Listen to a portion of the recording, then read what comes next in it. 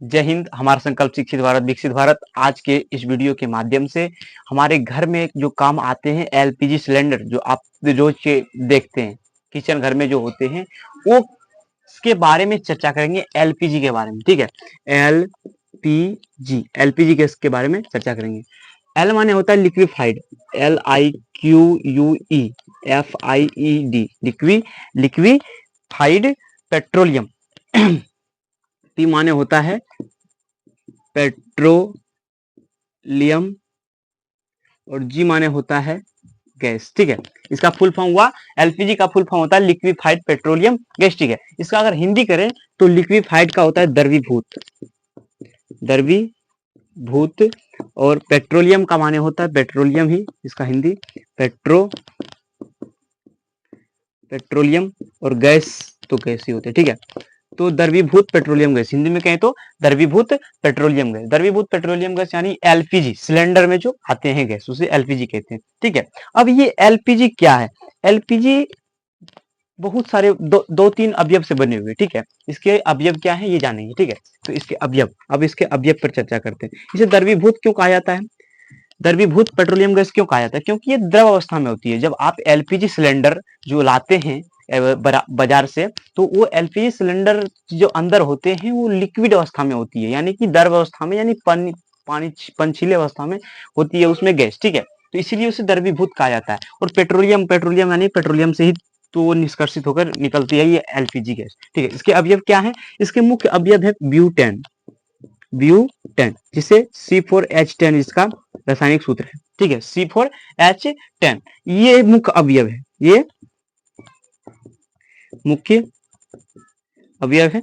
और इसमें तीन अवयव से बने होते हैं एलपीजी गैस। ठीक है, ये ब्यूटेन, प्रोपेन और एथेन। ठीक है, इसका रसायन सूत्र होता है C3H8 और इसका एथेन का रसायन सूत्र होता है C2H6। ठीक है, ये दोनों मुख्य अवयव नहीं है, ये नामात्र के बराबर रहती है। नामात्र माने कि इससे बहुत कम होती है। ब्यूटेन जो होती है अवयव, ब्यूटेन एक रसायन सूत्र जिसकी होती है ब्यूटेन, इसमें ब्यूटेन की मात्रा बहुत अधिक होती है एलपीजी गैस में, यानी कि ब्यूटेन से ही बनी होती है एलपीजी गैस। ठीक है, तो ये हो गए एलपीजी गैस के बारे में चर्चा कर दी है। एलपीजी गैस क्या है? ठीक है, यानी एथेन माने C2H6, आपको नहीं दिख रहा होगा, थोड़ा ऊपर लिख देते हैं, C2H6, ये हो गए एथेन।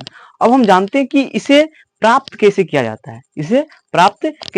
हम जानेंगे कि ये तीनों ब्यूटेन, ये तीनों हाइड्रोकार्बन से बने हैं एलपीजी गैस। यानी हाइड्रोकार्बन का मतलब कहें तो ये हाइड्रोकार्बन, इसके रसायन सूत्र में इसके क्या हो रहे हैं? ये कार्बन और हाइड्रोजन से मिलकर बने हुए हैं। ब्यूटेन भी कार्बन हाइड्रोजन से मिलकर बने हुए हैं, प्रोपेन भी बने हुए कार्बन हाइड्रोजन से मिलकर, और एथेन भी कार्बन हाइड्रोजन से मिलकर बने हुए। यानी कि ये क्या है? हाइड्रोकार्बन, तीनों के तीनों क्या है? हाइड्रोकार्बन, तीनों के तीनों यौगिक हाइड्रोकार्बन है। इसके मुख्य अवयव कहे कि एलपीजी का मुख्य अवयव क्या है? तो एलपीजी का मुख्य अवयव है ब्यूटेन, जिसका रसायन सूत्र होता है C4H10। ठीक है, ये प्राप्त किस प्रकार की जाती है? तो अब बात करेंगे कि प्राप्ति किस प्रकार की जाती है। ठीक है, तो ये प्राप्त की जाती है, पेट्रोलियम जो होती है, पेट्रोलियम आप जानते हैं, पेट्रोलियम के बारे में आप जरूर जानते होंगे। पेट्रोलियम अगर निकाली जाती है मिट्टी से तो उससे पेट्रोल बनते हैं, डीजल बनते हैं, वो एरोप्लेन के फ्यूल बनते हैं। ठीक है, एरोप्लेन के फ्यूल माने होता है ईंधन, ये वो एरोप्लेन के ईंधन भी बनते हैं। ठीक है, और केरोसिन तेल यानी मिट्टी का तेल जिसे कहते हैं, वो भी इसी से बनते हैं। उसके बाद वैसलीन वगैरह सब ये पेट्रोलियम से ही बनते हैं। तो पेट्रोलियम के जब गैस निकलते हैं, यानी कुछ से जब गैस निकलती है तो ये भी यही गैस छान ली जाती है, जिसको एलपीजी गैस कहते हैं। पेट्रोलियम के ये छानने की प्रक्रिया को कहते हैं पेट्रोलियम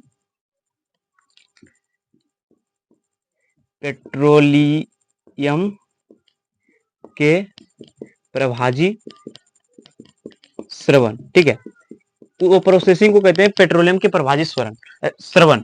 और ये इसमें और मिले होते हैं, क्या मिले होते हैं एलपीजी गैस में? प्राकृतिक गैस। तो प्राप्त किस प्रकार की जाती है आप समझ गए होंगे, प्राकृतिक गैस। ठीक है, ये प्राप्त किए जाते हैं, ये जो एलपीजी गैस प्राप्त की जाती है, तो ये पेट्रोलियम के प्रभाजी श्रवण द्वारा और प्राकृतिक गैस से प्राप्त किए जाते हैं एलपीजी गैस, यानी लिक्विफाइड पेट्रोलियम गैस, द्रवीभूत पेट्रोलियम गैस। ठीक है, अब हम जानेंगे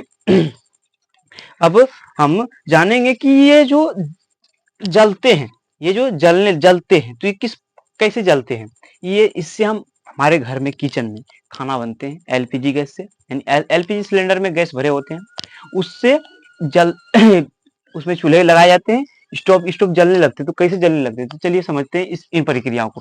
सबसे पहले समझ लीजिए कि ये क्या है। ये एलपीजी सिलेंडर है, ठीक है। ऐसे कैसे होती है एलपीजी सिलेंडर है, ऐसे ऐसे दी जाती है, डंडे डंडे दिए जाते हैं। ये एलपीजी सिलेंडर है। यहाँ देखिए क्या होता है, वाल्व लगा होता है। यहाँ क्या लगा होता है? वाल्व, एलपीजी, ठीक है।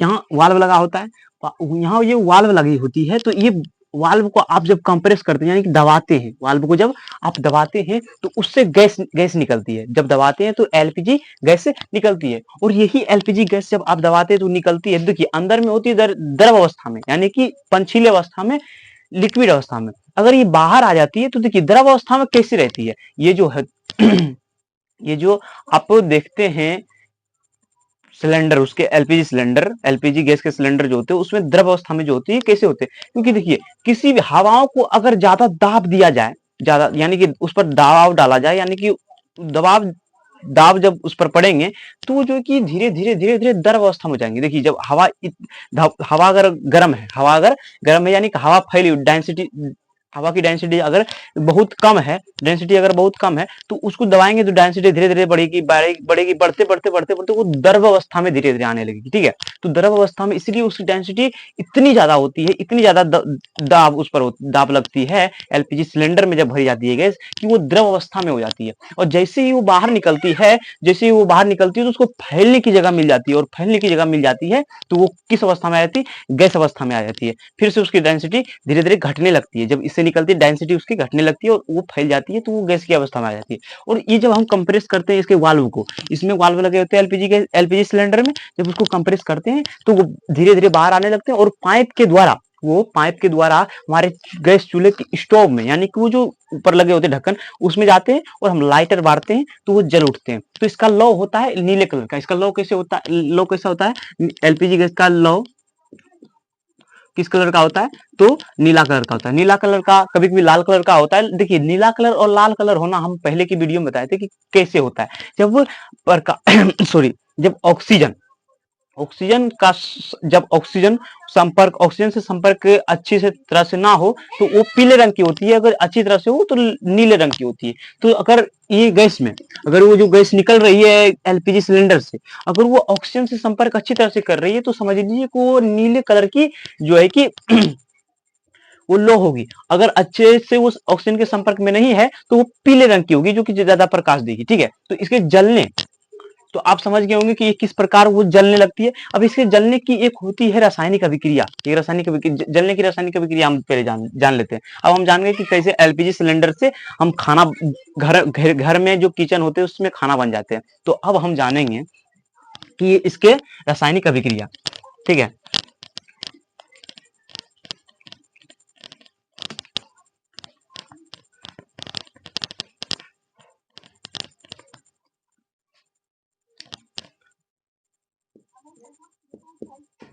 एलपीजी का जलना, ठीक है।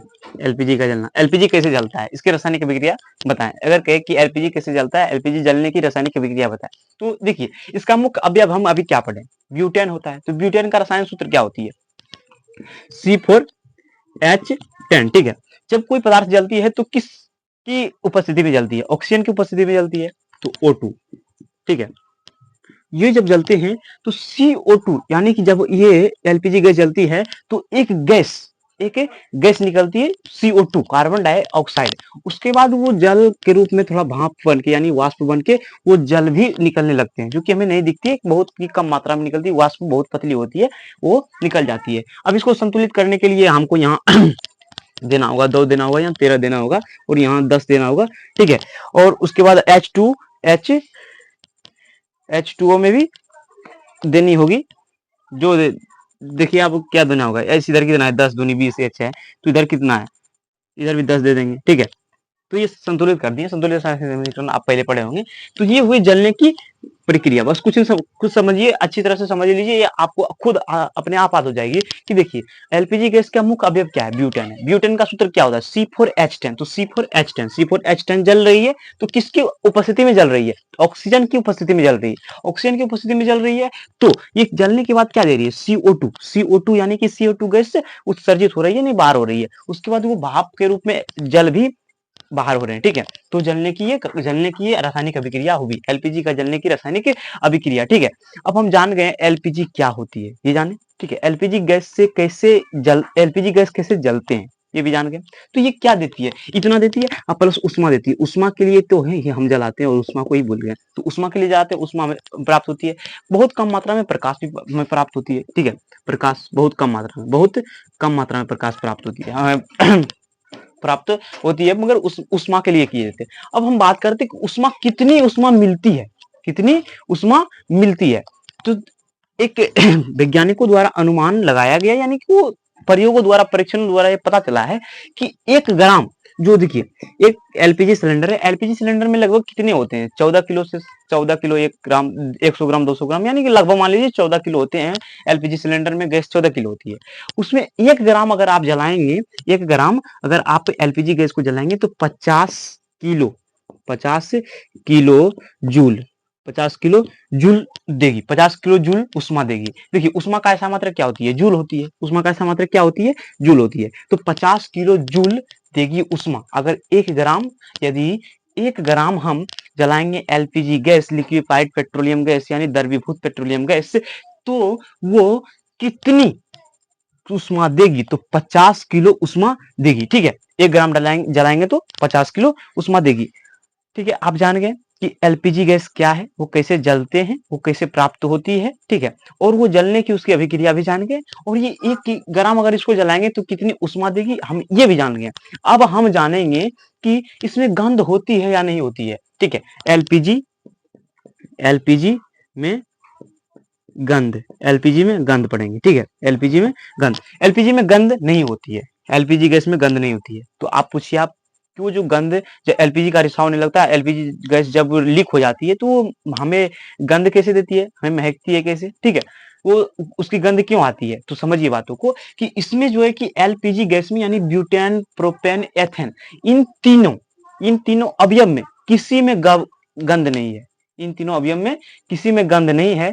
तो गंध इसमें आती है कहां से, तो ये गंध दिए क्यों और आती है कहां से, तो देखिए गंध के लिए एक होता है मेथिल मरकैप्टन, ठीक है। Ethyl mercaptan, sorry methyl mercaptan जो होती है जहरीली होती है, ठीक है। तो एथिल मरकैप्टन गैस इसमें भर दी जाती है। तो एलपीजी में गंध नहीं होती, तो गंध इसमें कौन सी गंध मिलाई जाती है एलपीजी गैस में, तो एथिल दिख रही होगी आपको कि नहीं, एथिल मरकैप्टन, एथिल मरकैप्टन, जिसका रसायन सूत्र होता है C2H5